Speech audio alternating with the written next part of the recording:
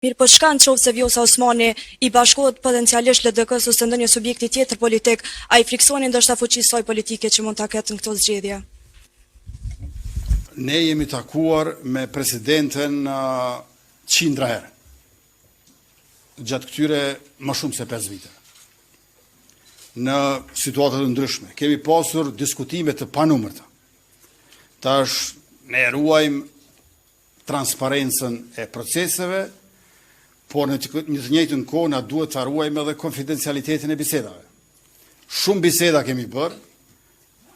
Ajo është kreu i shtetit ku unë jam kryeministër dhe nuk është koha tash që të bëjmë diskutime publike, politike me presidentën e vendit. Nëse një ditë, siç është paralajmëruar, mund të kthehet në politik, ajo do të ishte situatë tjetër.